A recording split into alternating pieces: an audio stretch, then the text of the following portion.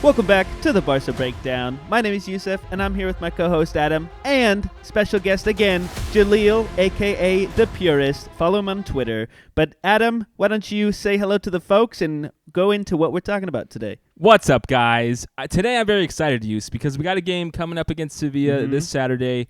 Looks like it might not be as good as usual because Sevilla are having a little bit rough run of form so far, but you never know. It's always tough when we play Sevilla, as we all know.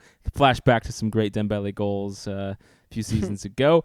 But let's get into it, Yus, because we're talking about two huge debates, right? The first one, and it's one that you and I talk about a lot, and I think we might disagree with Jaleel here, but we will see, is whether or not Xavi should be starting Frenkie de Jong or Gavi in the midfield. And then secondly, we're going to talk about Dembele and Raphinha and the little bit of conundrum we have in this period where Ansu Fati is still kind of being slowly put into games. The conundrum is that Dembele and Raphinha are both really, really their best at right wing, right? And so, we've seen them both play left and right and swap, but if we look at, Valladolid, there was a lot of goals being created by Raphinha and Dembele from that right side. So we're going to talk about who should start on the right wing, who should start on the left wing, and how Xavi should line up as we head into some big Champions League games.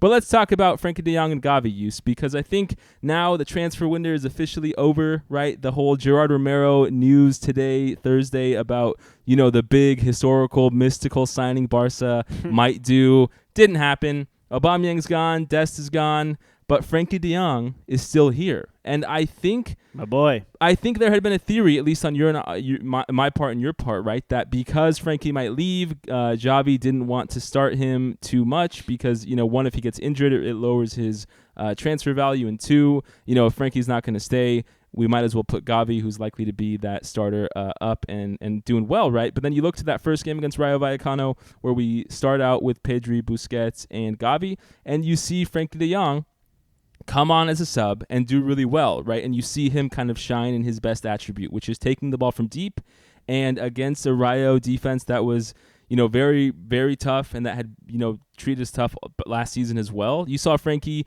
be able to carry the ball through the midfield to the forwards, which is what we were lacking in that first half, right? Where Barca looked very sluggish. We weren't able to progress the ball through the middle. And then you get the second game of the season against La Real, where we kind of do a box four, and Frenkie's playing, and Pedri at times are both playing as kind of a double pivot, and Frenkie didn't have the best game, right? He gives up the ball that leads to that Alexander Isak goal that puts us down 1-0, right? Or ties us 1-1, actually. And so, I want to hear your thoughts, Yus, just quickly about where Xavi is with this choice. Well, clearly he's choosing Gavi over Frenkie as a starter. I think he likes Gavi's more forward play in the attacking half of the pitch. Mm-hmm. I do know that Frenkie is able to also provide that similar attacking dynamic, and I think we saw that in the era with Messi previously, in which there was some interplay forward inside the box, and Frenkie had quite a few assists and sometimes some goals up in that front attacking half. But you bring up a good point, right? Which is, under Koeman, before Gavi really made it to the first team, that that system might have suited Frenkie de Jong more than maybe what is now. So I want to get Jaleel in here. Jaleel, why don't you let us know your thoughts about who is the best of those two midfielders to fit into the system with Frenkie or with Pedri and Busquets? So do I think Gavi or Frenkie de Jong are better suited to Xavi's game plan? Well, I think neither of them are the ideal profile that Xavi actually wants. That right interior really is all about getting into the box and being a decisive threat from that sort of right half space, and it's neither of their natural game, to be honest. Frenkie certainly, he wants to be that first phase press resistant line breaking runner, as I'm sure we're all aware of by now. He has been asked to become sort of a box runner and has been reasonably effective, but he's not the world-class specialist that Xavi wants. Gavi, for me, has probably shown a bit more in terms of just raw creative power in that area. We haven't seen loads and loads of it, but we've seen flashes. And for me, I think there was a game was it Levante last year when Gavi had to sort of beat a man and then he cut it back for Pedri and Pedri scored.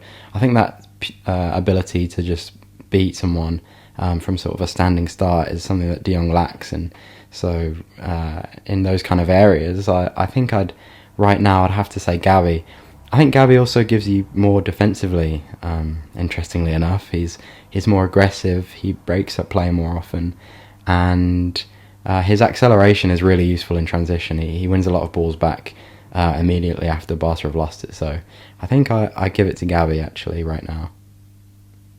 Unless, of course, we are talking about a different system, so that 3-4-3 square that we saw the other day against Real Sociedad, in that sort of deeper double pivot role, you'd obviously much prefer Frenkie de Jong. Yeah, you brought up some good points there, Jaleel. One thing about Gavi that you commented on just now is that he is able to get the ball back pretty often, but I do also think he does have a difficulty with a lot of his runs, and he ends up losing the ball as well. So it's not...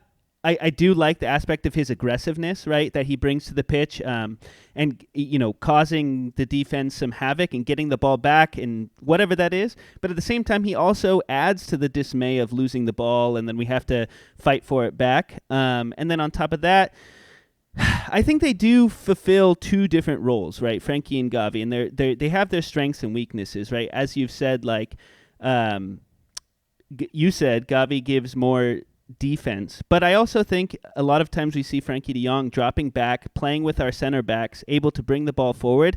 And I think a lot of times the issue is we need to get the ball forward and up the pitch into the attacking half, where Gavi would excel, pushing into the box in that case, but Frenkie has to be the player that brings it up. So in a team where we're having trouble getting that ball forward, I think against the team, Frenkie would be a much better choice, and Gavi would be better when we have higher possession in our attacking half. And then the other thing is, I think, if you want to use the example of Frankfurt, in which Gavi started the game, it was a very aggressive game, high intensity, the ball was pushing so much on our side, and they were stopping us many times. Gavi's, in my opinion, not the best player to play against that team. Even though he's very aggressive, he struggles and is not so level-headed as Frenkie de Jong. And so I think that causes he always gets yellows, chaos. Right? And yeah.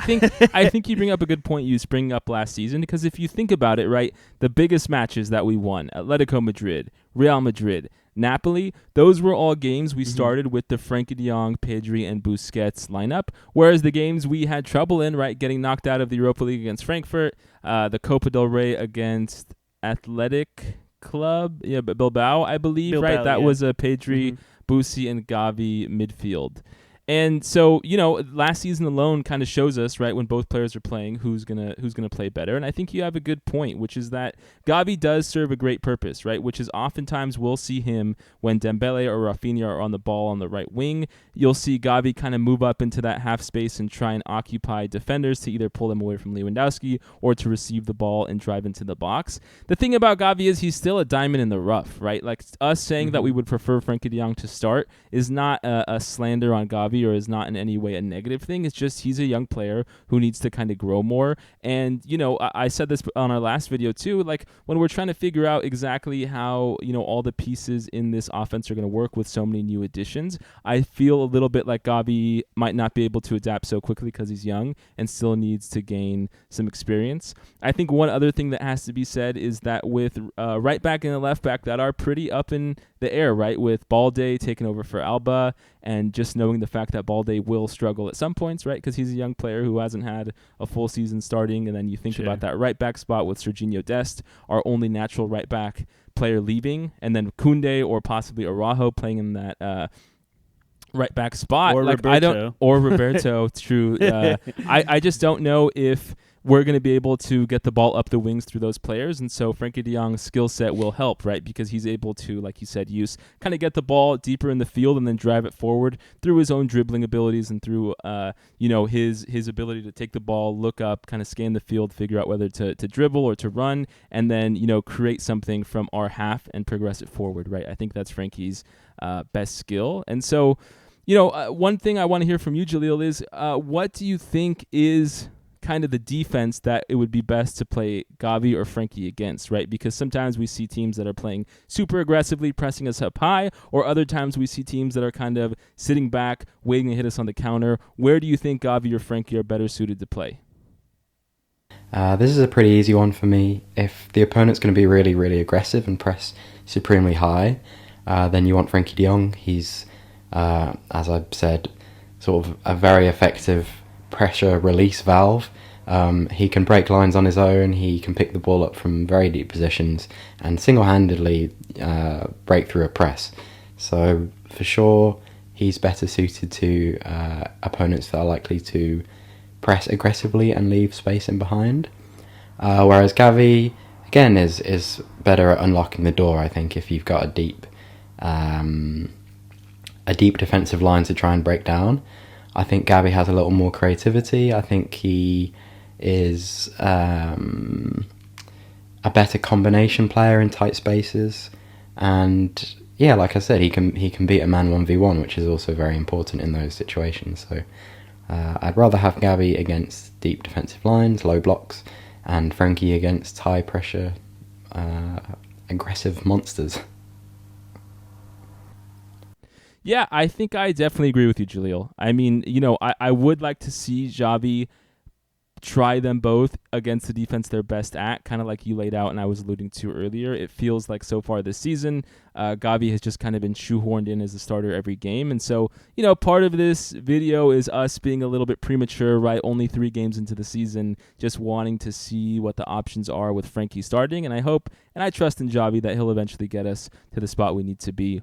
I think, now let's move on to the topic that's a little bit so hard for me to kind of to understand and figure out, right? Because we have 2 extremely good right wingers in Dembele and Raphinha, and I have been so happy with how Raphinha has played so far this season. You think about that first goal against Valladolid where he crosses it in and just hits Lewandowski at the back post to put us up 1-0.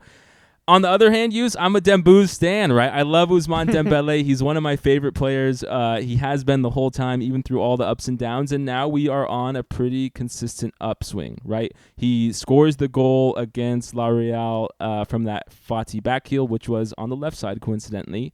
And then against Valladolid, he's able to score or assist Pedri, right, running from the right. And then he's also able to assist Lewandowski, again, starting from the right. And so what we have here is a situation in which Dembele and Raphinha are both best on the right. But of course, only one of them can really be there as their main position. And what we've seen Xavi so far do is kind of start them on opposite wings and at times have them switch over. And I think the Valladolid win is what has caused a little bit of a mystery, right? Because it's so clear, as we have up on the screen, that all the opportunities they both created were from that right wing side. So I want to hear from you, Yus. I mean, in terms of Raphinha versus Dembele, who is your preference at right wing, right, at the position they're best at?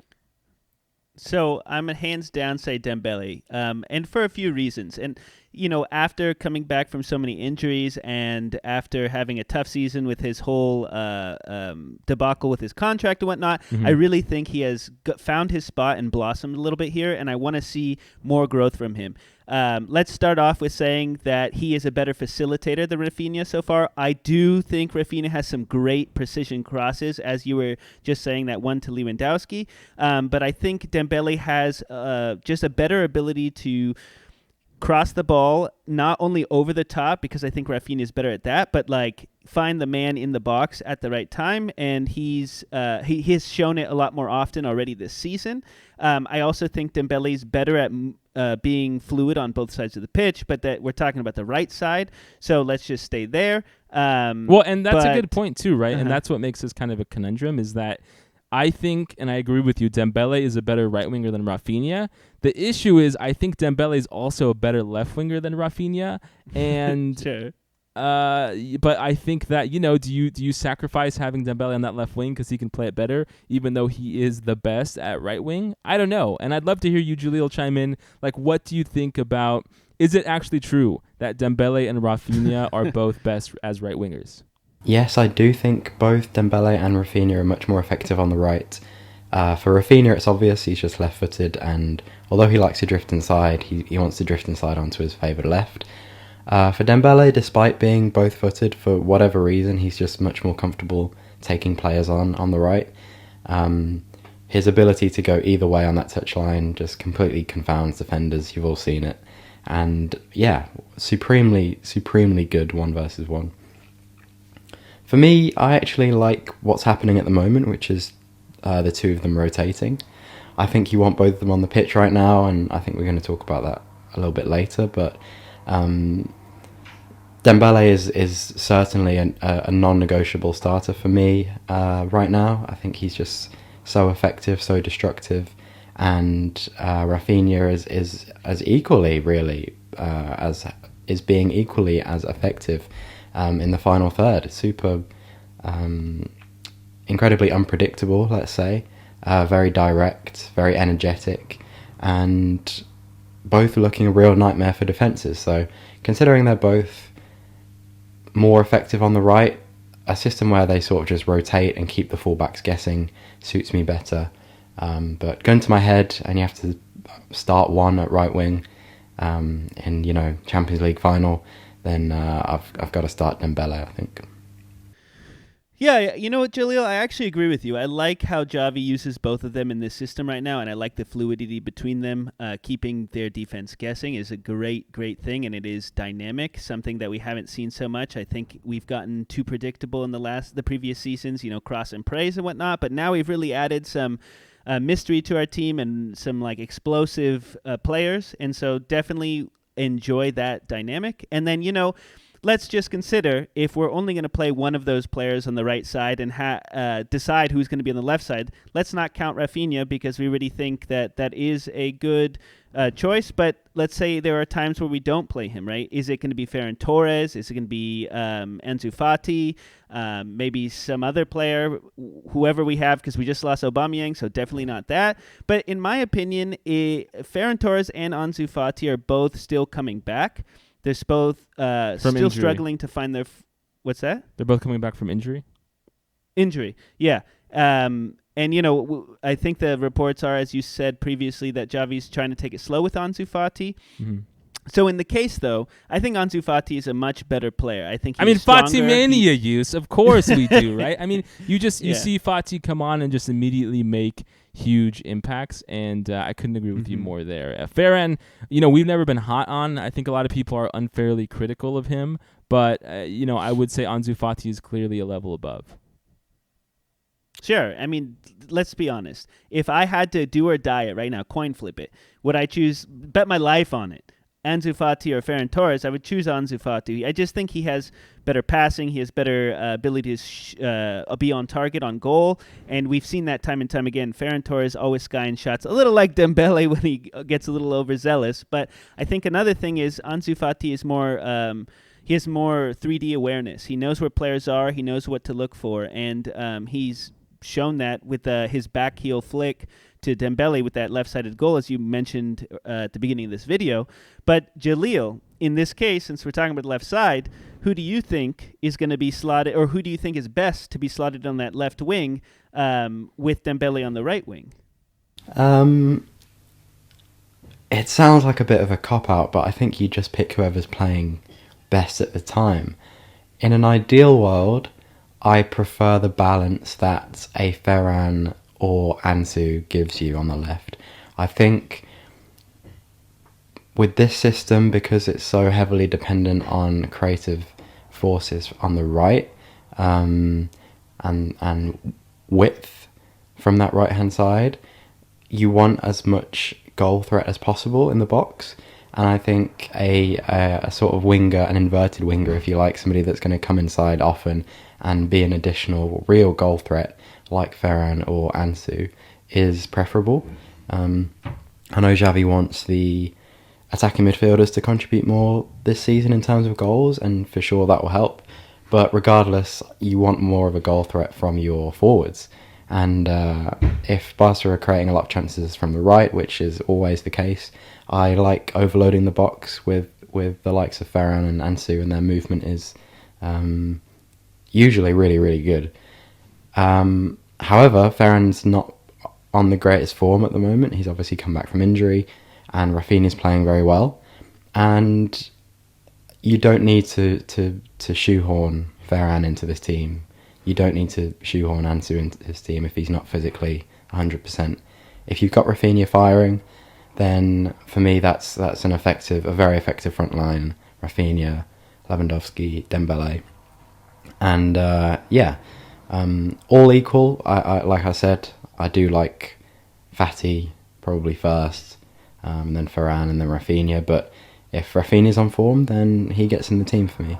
I definitely agree, Jaleel. I mean, I think one of the biggest bones of contention we had with Valverde, even Koeman a little bit, the Setien fiasco we had, was that we were just way too predictable, right? I feel like you were trotting out, and I hate to always mention this, but right, how many bad horror show images, memories do we have of a backline of Alba, Lenglet, Piqué, Sergio Roberto, and Busquets, right? And it just felt like every single year from 2016 on, we were just trotting out the same old players who were aging each year, and there was just there was too much predictability, right? It felt like, okay, we beat Liverpool at the Camp Nou, and it's tight, but we win by a few goals. Then, we go to Anfield, and it's like we're just trotting out the same old lineup, right? Like they have time and they have the ability to have seen that team play the week before, and they can just, make us crumble. Whereas now with Fati, with Raphinha,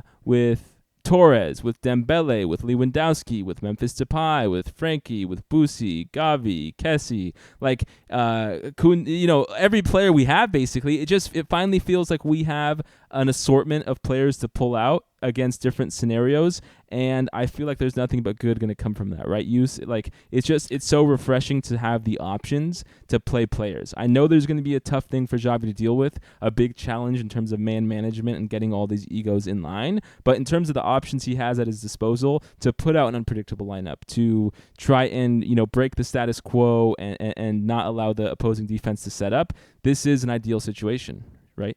Yeah, and I also think that we're going to have an opportunity to try out slightly different things for players slightly different lineups for players that have not gotten a lot of time, right? Because we do have the Copa del Rey coming up. Let's not count the Champions League because that's dire stakes with the group of death that we've fallen into against Bayern, Inter, and Pilsen. So I think the Copa del Rey will be a good spot. Like a team against Valladolid, we know they've been relegated a few times. They struggle. We saw how they perform not too well. I think those are the types of games down the line, not necessarily at this point, but when we need to rotate more players, that we can try out those different situations, right? And the one thing I will comment about Ferran Torres is I think there'll be a time when he kind of slots in where he needs to be and is fit, but right now, I think he's also occupying the wrong space when we see him in some subbed in this game. I think he had starting difficulty. right. I think it was against La Real where he was like a second striker. I believe that was the La Real game, exactly. And he definitely did not look good, right? And that doesn't help his confidence. He had some missed shots against Frankfurt last season that I think are haunting him still. And so, I just it was something we talked about after the Rayo Vallecano game, was kind of like, I just want to make sure all of our players are put into the best positions for them to thrive. And so, Xavi's got some new players who he hasn't had that much time training with, and hopefully as the season goes on, Xavi will kind of be able to firmly understand what the best structure is for this team, and then he'll also understand what players are best suited for each part of that plan and that formation, right? So I think Xavi has been utilizing players or he's been having a hard time subbing players in at the right time, right? I think he waits too long in certain situations. It's clearly not working. These players are against a system that is not working out too well, and it just seems like he keeps hammering it, and then at like 65, 70 minute, when it just hasn't worked, we haven't scored a goal, and everything's do or die at that point, then he makes a sub in, and then it's a little too late, in my opinion. And I think he does need to work on that, but that's aside, that's coach's issues. And with that, we're going to bid you guys a goodbye and subscribe to our channel, Barca Breakdown. Also, Twitter, follow Jaleel at The Purist. Please give him support because he loves coming on and giving us his thoughts. He's also creating YouTube channel, or has created a YouTube channel and some videos, so check his out at The Purist again. Thank you guys all for listening, and we'll see you guys on Saturday after the Sevilla game. Have a nice week. Thanks, guys.